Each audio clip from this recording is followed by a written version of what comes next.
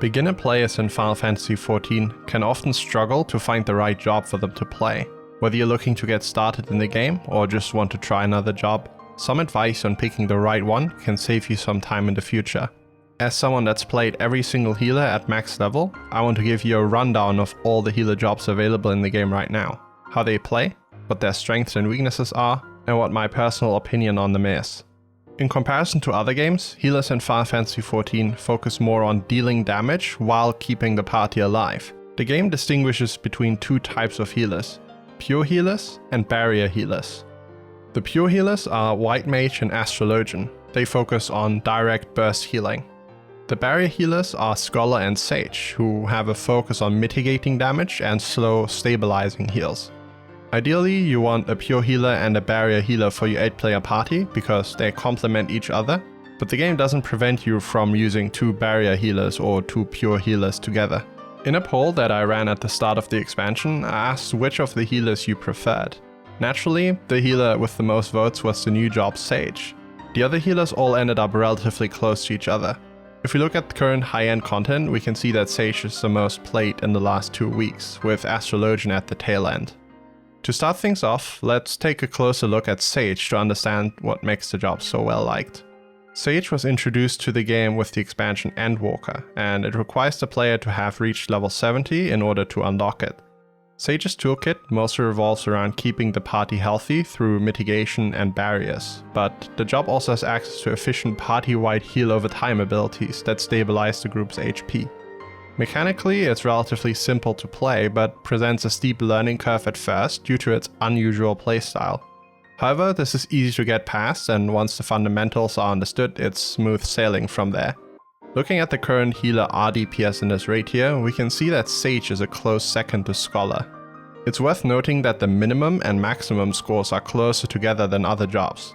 This is an indication that the job is easier to learn than others, and that it's easier to execute in the current raid tier. Let's take a closer look at the job's core rotation. As all the healers' core damage rotations are functionally almost identical, I'll be skipping them in order to focus entirely on the methods of healing. Sage uses an ability called Adder Skull, which slowly recharges over time and caps out at 3 stacks. Using an ability tied to Adder Skull restores a percentage of MP, meaning that there's never a reason to hold on to 3 stacks. And in fact, using them is required to maintain a good amount of MP.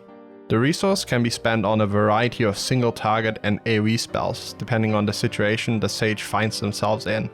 One of these abilities has to be highlighted specifically because it represents the job's bread and butter. Caracoli is on a 30-second cooldown and provides both mitigation as well as a low potency heal that should not be underestimated. This ability can be up a lot of the time, and it's often enough to keep players topped off, causing Sage to be able to ignore small amounts of incoming party-wide damage. Combined with the ability Physis, which provides a boost to incoming healing on all targets affected, in addition to another heal over time, Sage is incredible at keeping the entire party healthy with little to no spot healing required. As a strong single target healing option, Sage is able to apply Cardia to a target, which will heal them for a small amount each time the Sage lands a damaging ability. The problems for the job start when the unique resource is eaten up by large amounts of damage that have to be healed immediately. Sage struggles specifically with single target burst healing, as most of the MP efficient options are heal over time abilities. Additionally, when out of unique resource stacks due to being forced to burn them on single target heals, a large part of the mitigating and stabilizing playstyle is gone. Sage has access to the usual on-GCD heals, albeit weaker versions of those that pure healers have. In addition to this, these on-GCD heals can be modified using an ability called Eucrasia, which provides an additional barrier on top of the healing effect. Contrary to what many players believe, Sage does not want to maintain this barrier at all times during a fight, as it is a DPS loss due to the ability being on the global cooldown. However, it's still frequently used during dungeon pulls or during downtime. Something else that Sage struggles with is range, as a lot of the job's kit relies on AoE abilities, so when the party is scattered across the whole arena, a Sage player won't be able to land their abilities on everyone. This can be a problem in some fights, but can be played around using the job's mobility options in the form of a dash, as well as an instant cast single target damage ability. In summary, Sage is an easy to use healer with a focus on mitigation and party-wide heal over time effects that stabilize the group and enable the other healer to focus on spot healing or to assist when strong burst healing is needed. Next up, we're going to take a look at the other barrier healer called Scholar. This job didn't do well in my poll, but in my opinion players are vastly underestimating it. Looking at statistics, it lacks none of the power that the other jobs have. In fact, it's leading the healers in RDPS quite comfortably. And is doing fine in overall healing too.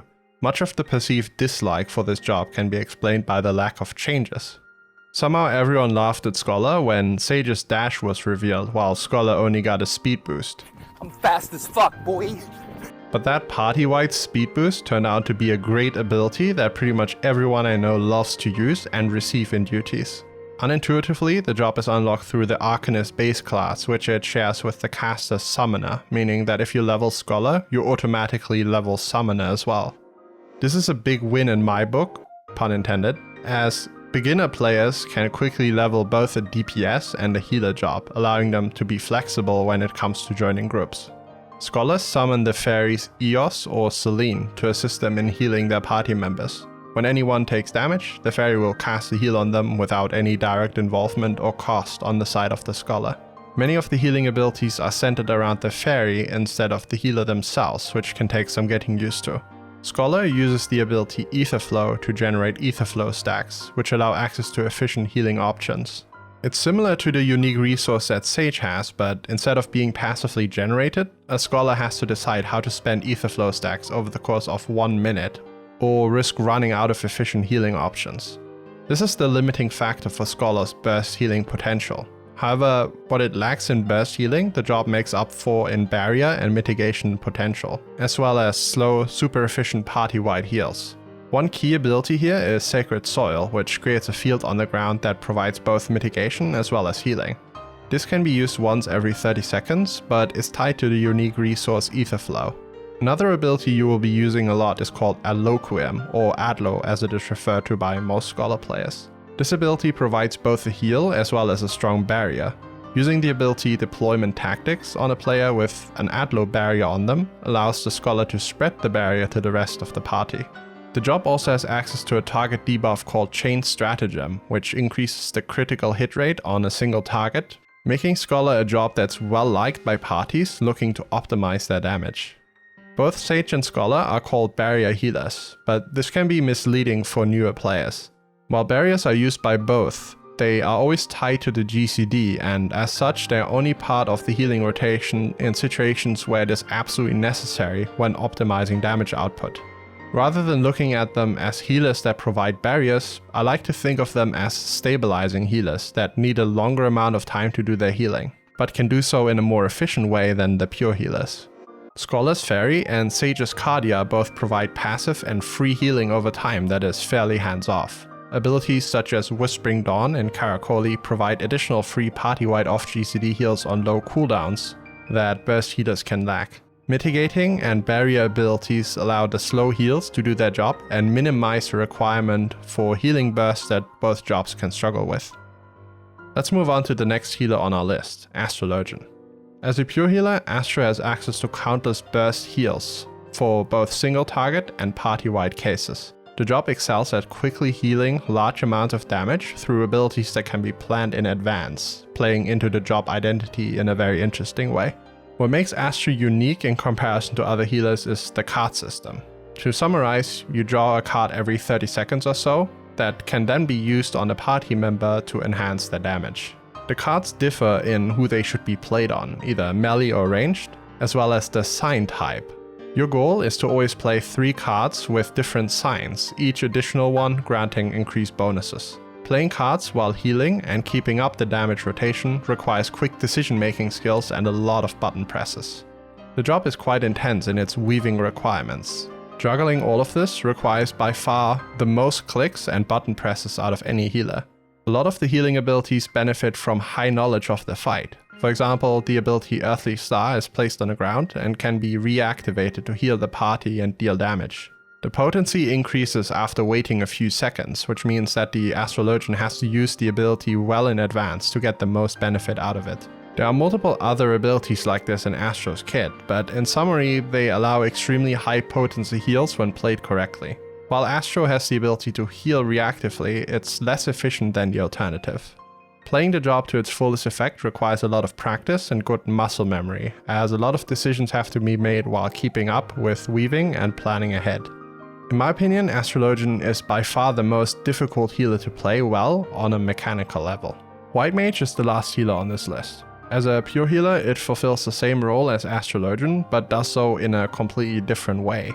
White Mage has access to high potency on GCD heals that are tied to a resource called Lily. These lilies get replenished over time while in combat and grant access to strong healing abilities, all of which are on the global cooldown. However, using these GCD abilities is not as big of a damage loss as it is for other jobs, as they charge the Blood Lily. Fully charging the Blood Lily over multiple casts grants access to a strong damaging ability called Afflatus Misery.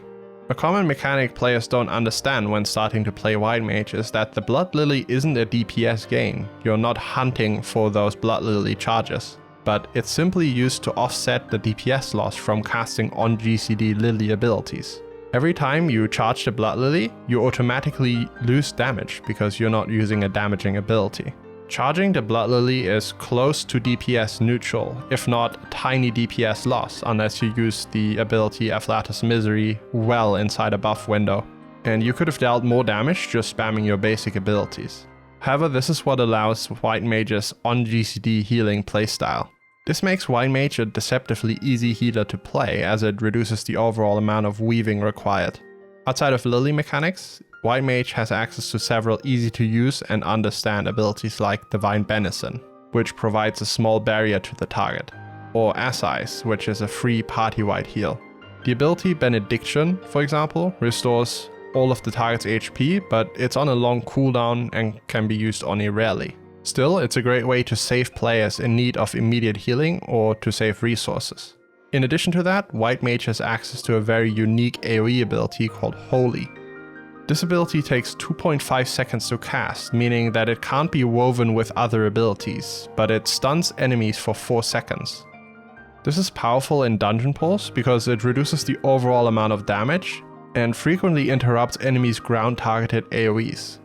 Some White Mages get a bad reputation in the community for almost exclusively spamming the ability Glare. They are therefore referred to as Glare Mages.